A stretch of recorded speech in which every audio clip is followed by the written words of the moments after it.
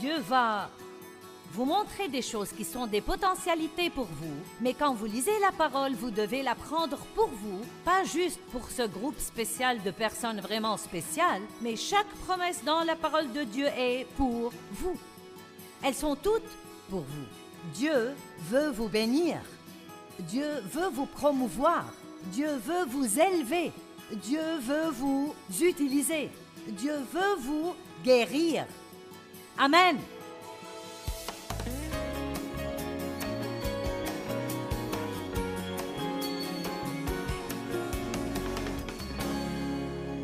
Deutéronome chapitre 1 verset 20. Je vous ai dit, vous voici arrivés près de la région montagneuse des Amorites que notre Dieu nous donne. C'est Moïse qui dit cela. Vois, le Seigneur ton Dieu t'a remis le pays. Monte, prends-en possession, comme le Seigneur, le Dieu de tes pères, te l'a promis. Ne crains pas, ne te laisse pas abattre. Alors vous êtes tous venus à moi et vous m'avez dit, envoyons donc des hommes devant nous. Ils feront pour nous une reconnaissance du pays ainsi qu'un rapport sur le chemin où nous devrons monter et sur les villes où nous arriverons. Cela m'a paru bon et j'ai pris parmi vous 12 hommes et je les ai envoyés. Ce sont les 12 espions qui sont entrés faire une reconnaissance dans la terre promise. Et effectivement, le verset 25 dit, ils y ont cueilli des fruits du pays et nous les ont rapportés. Ils nous ont déclaré, le pays que le Seigneur notre Dieu va nous donner est un bon pays. Regardez le verset 26. Pourtant, vous vous êtes révoltés contre les commandements de votre Dieu en refusant d'y aller. Je n'ai pas le temps de tout lire, mais plus loin. Ils ont décidé, bien maintenant, nous y irons. Et Dieu a dit, n'essayez pas d'entrer maintenant, parce que je ne suis pas avec vous. Vous auriez dû y aller quand je vous l'ai dit. Donc les voilà, arrivés à la frontière de la terre promise, et quand Dieu leur a dit, maintenant c'est le moment de posséder le pays, ils n'y sont pas allés, ils se sont rebellés contre Dieu, et ils ont erré encore 38 ans dans le désert, et beaucoup d'entre eux, ils sont morts. Bon, maintenant, je veux vous enseigner une petite leçon. Quand Dieu dit, il est temps de vous occuper de quelque chose,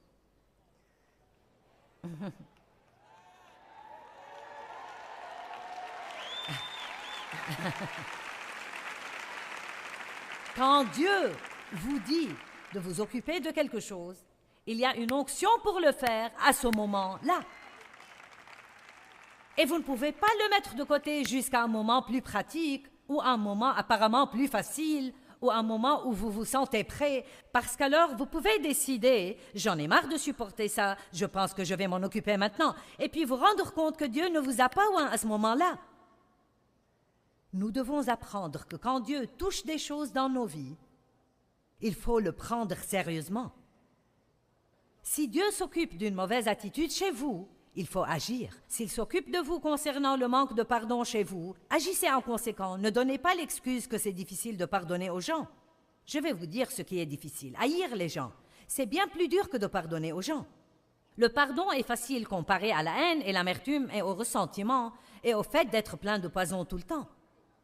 Si Dieu est en train de s'occuper d'une habitude que vous avez et qui est destructrice, si Dieu est en train de mettre son doigt dessus, alors vous ne devez même pas penser que vous ne le pouvez pas, parce que Dieu ne va jamais s'occuper de vous à propos de quelque chose sans vous donner la capacité d'arriver à la victoire. Mais vous devez le croire. J'ai été sexuellement abusée par mon père pendant des années, et quand j'ai quitté la maison, je pensais quitter le problème. J'ignorais que j'avais le problème avec moi gravé dans mon âme. Il était dans mes pensées, il était dans mes émotions, dans ma volonté, et affectait toutes les relations que j'avais, ma relation avec Dieu, ma relation avec moi-même, mes relations avec les autres personnes. Vos secrets vous rendront malade. Et quand Dieu dit qu'il est temps de s'occuper des choses, alors il est temps de le faire. Mon premier mariage était un cauchemar. J'ai épousé un homme qui avait beaucoup de problèmes comme moi, sinon plus, et il courait les autres femmes et était un petit voleur et un escroc. Et donc, ça n'a jamais marché. 5 années de ce cauchemar, nous avons eu un enfant. Et finalement, avons divorcé. Il est allé en prison. Et j'ai rencontré Dave qui était né de nouveau, un jeune luthérien rempli du Saint-Esprit. Et comme je vous l'ai dit, il voulait une épouse. Il était sorti avec 3 femmes. Il essayait, en fait, de prendre possession du pays. Il pouvait... Il pouvait le voir avec les yeux de la foi et il sortait pour le prendre. Laissez-moi vous dire. Donc, écoutez, il a su qu'aucune des trois n'était la bonne et puis il m'a vu en train de laver la voiture de ma mère. Il m'a trouvée mignonne en short, les cheveux remontés sur le sommet de la tête, en train de fumer ma cigarette et boire ma bière ou autre chose. Et il a dit, tu veux laver ma voiture quand tu auras fini avec celle-là? J'ai dit, si tu veux qu'elle soit lavée, lave-la toi-même.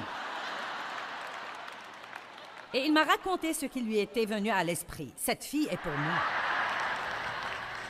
Voilà, ou bien il était complètement fou, ou il était guidé par l'Esprit de Dieu. Nous sommes sortis seulement 5 fois, puis on s'est mariés. Il devait aller vite avant de comprendre sur quoi il tombait. Donc, après 3 semaines de notre mariage, Dave m'a dit, « Qu'est-ce qui ne va pas chez toi? » Je ne savais pas que j'avais un problème. Je pensais que tous les autres avaient un problème, mais pas moi. Peut-être que vous aussi ne savez pas que vous êtes le problème. Vous me regardez sur l'écran de télé. J'ai dit, peut-être que votre problème, c'est de ne pas savoir que vous êtes le problème. Vous pensez que je parle aux personnes ici dans cette salle, mais non, je vous parle à vous. C'est un fait, je fais tout ça principalement pour vous. Attrapez! Ne vous allongez pas dans votre lit avec la télécommande dans la main et ne changez pas de chaîne car je serai aussi sur l'autre chaîne.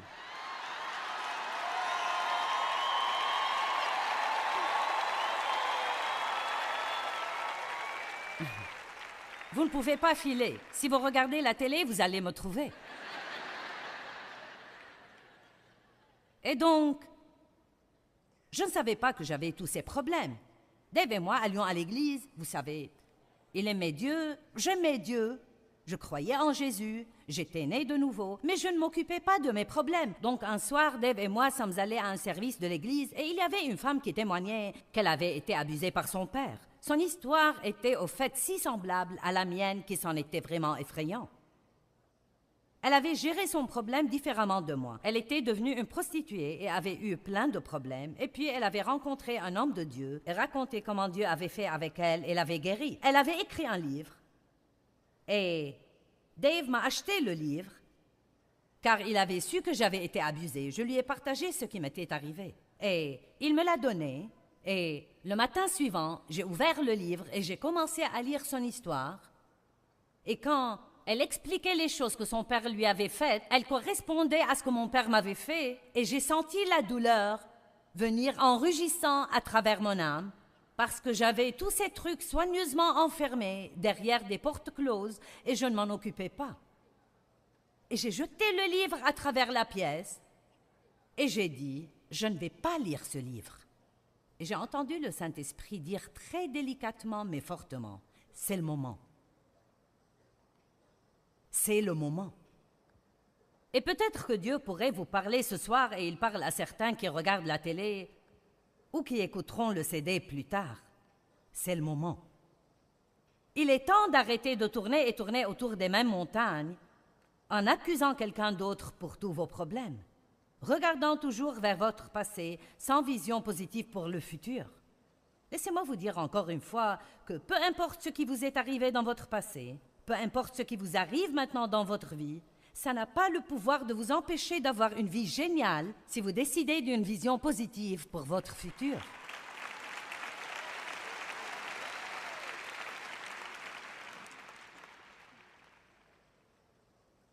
La deuxième mauvaise mentalité qu'ils avaient et dont je voudrais m'occuper est « quelqu'un d'autre doit faire cela pour moi ». Aujourd'hui, nous appelons ça la mentalité du droit acquis. Quelqu'un d'autre doit s'occuper du désordre que j'ai mis.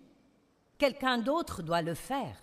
Pas moi, quelqu'un d'autre. Ça s'appelle l'irresponsabilité. Et quelle pagaille nous avons à cause de ça dans notre monde d'aujourd'hui. C'est le moment de prendre la responsabilité.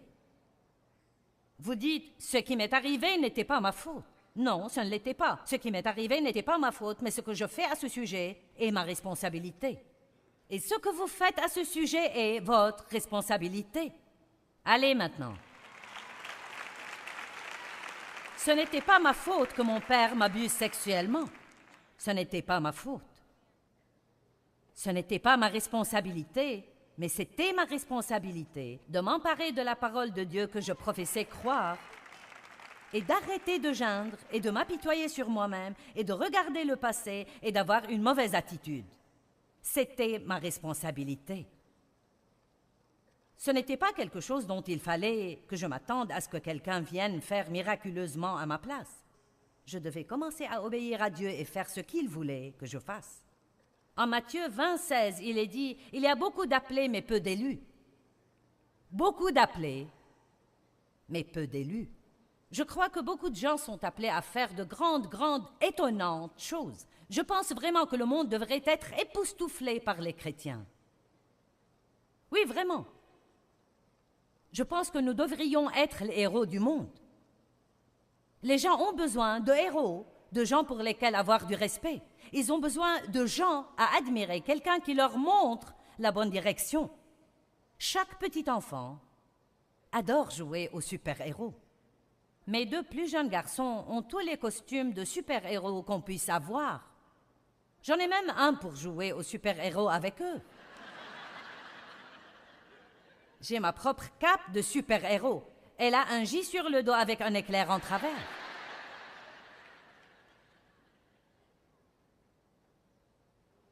Si nous apportions au monde un exemple de Jésus, il serait encouragé et aurait de l'espérance. Il y a beaucoup d'appelés, mais peu d'élus. Beaucoup sont appelés à faire de grandes choses, mais peu font de grandes choses, parce que peu de gens prendront la responsabilité de l'appel.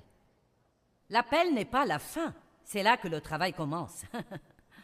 D'abord vient l'appel, ensuite vient le travail, ensuite vient le sacrifice, ensuite vient de ne jamais abandonner, ensuite vient d'aller jusqu'au bout. Beaucoup de gens sont appelés à faire de grandes choses, mais nous avons un mauvais état d'esprit, nous avons une mauvaise mentalité concernant ce que Dieu nous demande de faire. Tout le monde a les mêmes opportunités. Tout le monde a la totalité de la puissance de Dieu à disposition, mais pas tout le monde n'est désireux de faire sa part. Une des choses que nous ne pouvons pas déléguer, et je délègue beaucoup, mais vous ne pouvez pas déléguer la responsabilité personnelle. Amen. Maintenant, en Josué, chapitre 1, versets 1 à 3, et vous trouverez beaucoup de choses semblables. La plupart de ces choses dont je parle, vous les trouverez dans ce livre. C'est le chapitre 17, Mentalité du désert, numéro 2. Quelqu'un le fera à ma place, je ne prends pas la responsabilité. Et Josué 1 à 3, nous voyons que la Bible dit ceci. Après la mort de Moïse, serviteur du Seigneur, le Seigneur dit à Josué, fils de Nun, qui était aide de Moïse, « Moïse, mon serviteur, est mort. » Bon, c'est un constat très intéressant car si vous savez ce qui s'est passé avant ça, c'était « Pourquoi donc Dieu dirait-il que Moïse est mort ?» Josué savait bien que Moïse était mort. Ils avaient déjà pleuré Moïse pendant 30 jours. Donc, pourquoi dire que Moïse est mort? Parce que ça implique en fait quelque chose de très important et qui n'est pas explicite dans le texte. Et ce qui est impliqué, c'est « Il est maintenant temps pour toi de prendre de nouvelles responsabilités. » Parce que, voyez-vous, Moïse faisait tout pour les Israélites. Il faisait même leur repentance. Ils ne se repentaient pas pour leurs péchés. Quand ils agissaient stupidement et péchaient, Moïse allait supplier Dieu de ne pas les tuer. Et je pense que nous devons réaliser ce soir que peut-être certaines de nos anciennes façons de faire les choses sont mortes et c'est un nouveau jour. Et Dieu dit, il est temps de s'occuper des trucs. Il est temps de monter dans un nouveau niveau de responsabilité. Il est temps d'arrêter de remettre les choses à plus tard jusqu'à un moment plus opportun. Maintenant, il est temps. Amen? Qui ne veut plus tourner et tourner autour de la même montagne stupide encore une fois?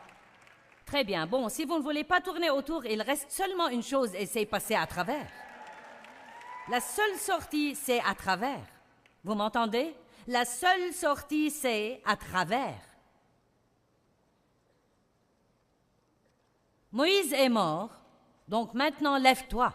Ça veut dire lève-toi et avance. Donc maintenant lève-toi, prends sa place, passe le Jourdain que voici, toi et tout ce peuple, vers le pays que je leur donne aux fils d'Israël. Et j'aime ceci. Et tout lieu que foulera la plante de vos pieds, ce lieu même, je vous l'ai déjà donné. Wow! Est-ce que quelqu'un voit ce qui est dit?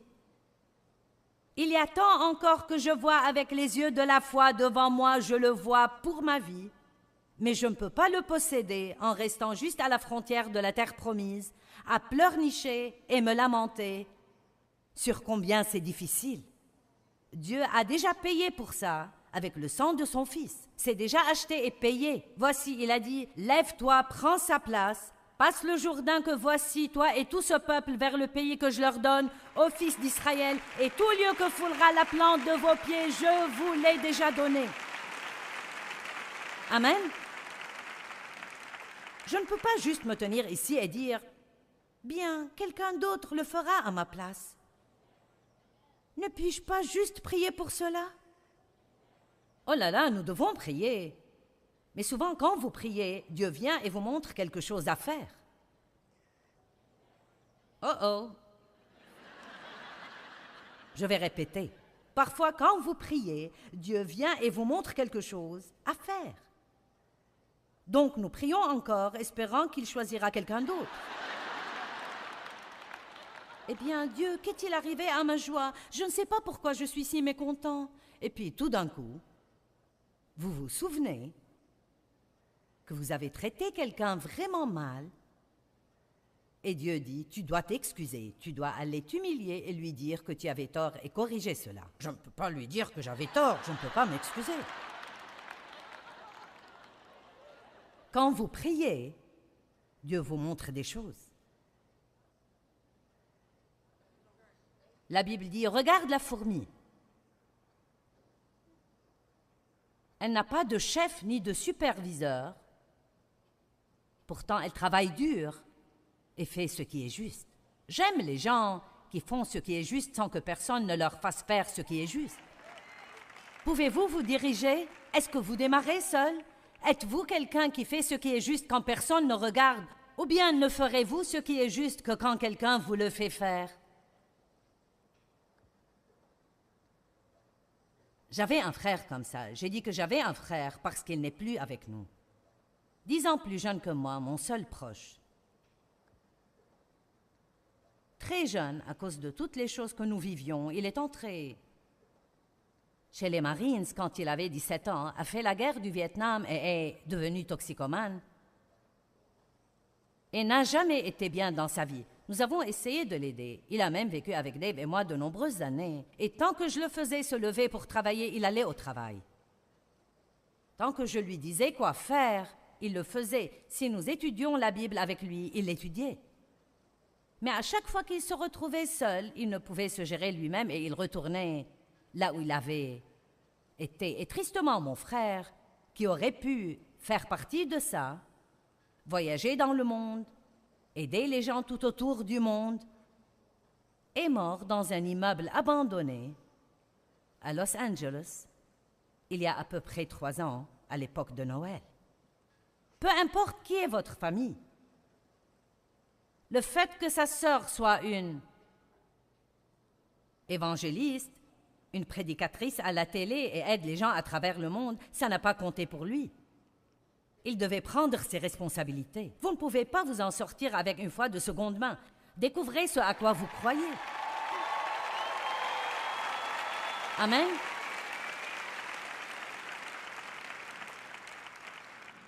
Personne ne le fera à votre place. Il est temps de vous aguerrir et de vous lever et de dire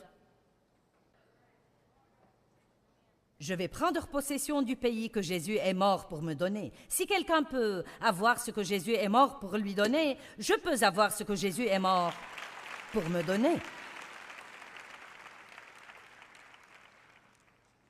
Il y a tant de choses merveilleuses dans la parole de Dieu qui nous enseignent ce que Dieu veut que nous ayons, et vous ne pouvez agir comme si quelqu'un d'autre devait tout faire pour vous. Les gens les plus heureux du monde sont les gens les plus actifs dans le monde. Franchement et sincèrement, je ne sais pas quels sont mes problèmes. Je n'ai pas le temps d'y penser. Si je voulais y réfléchir, je pourrais vous en nommer 10 sur le champ, mais je n'ai pas de temps à perdre avec ça. Dieu dit qu'il s'occupera des choses, donc nous prions à leur sujet, nous jetons nos soucis sur lui, restons occupés à aider quelqu'un d'autre, et d'une manière ou d'une autre, ça s'arrange tout seul. Vous savez, une chose qui était extraordinaire pour moi, parfois quand Dieu ne me donne pas d'onction pour résoudre mes problèmes, je veux dire je ne peux pas m'aider. Il n'y a pas une seule chose que je puisse faire pour me sortir d'une situation où je suis. Il met son onction sur moi pour aider quelqu'un d'autre. J'ai tendance à penser que c'est un truc de Dieu. Quand vous ne pouvez pas vous aider vous-même, semez dans la vie des autres, alors Dieu apporte une récolte dans votre vie. La vie est trop difficile.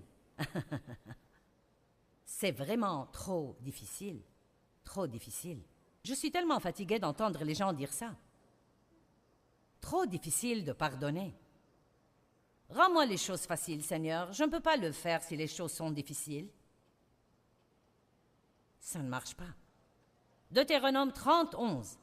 Car ce commandement que je te donne aujourd'hui n'est pas trop difficile pour toi, ni hors de ta portée.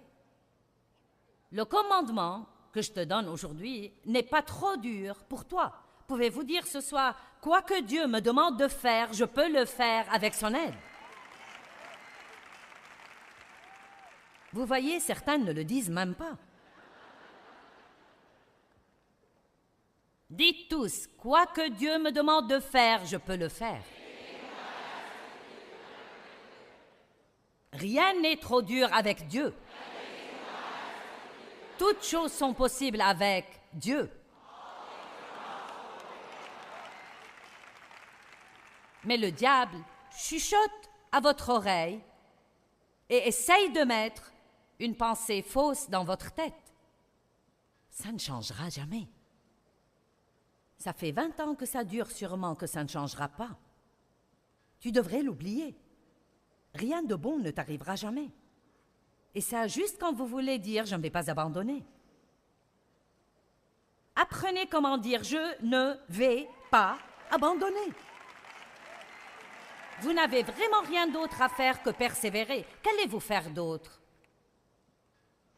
John Wesley, le merveilleux, formidable John Wesley, dont nous entendons parler et admirons, voici un véritable extrait de son journal intime. Dimanche 5 mai le matin, est prêché à Sainte-Anne et on m'a demandé de ne plus revenir. Dimanche 5 mai, après-midi, est prêché à Saint-Jean et le diacre a dit « Va dehors et reste-y ». Dimanche 12 mai, le matin, est prêché à Saint-Jude, ne peut pas retourner là-bas non plus. Dimanche 19 mai, le matin, est prêché dans une autre église. Les diacres se sont réunis et ont dit que je ne pouvais pas revenir. Dimanche 19 mai, après-midi, est prêché dans la rue et est chassé à coups de pied. Dimanche 26 mai, l'après-midi, est prêché dans un pré et été chassé du pré par un taureau qui avait été lâché pendant le service. Même un taureau était après lui. Dimanche 2 juin le matin, est prêché en extérieur à la limite de la ville et été chassé de la route. Même jour, dimanche 2 juin, dans l'après-midi, est prêché dans un grand pâturage. 10 000 personnes sont venues m'écouter. Oui! Pourquoi? Parce qu'il a dit, je vais juste continuer à prêcher. Vous n'allez pas me faire taire. Vous n'allez pas me faire abandonner. Je vous dis, endurez, et la Bible parle beaucoup d'endurance, je crois que ça veut dire survivre au diable. J'aimerais vous partager quelque chose qui est arrivé par courrier.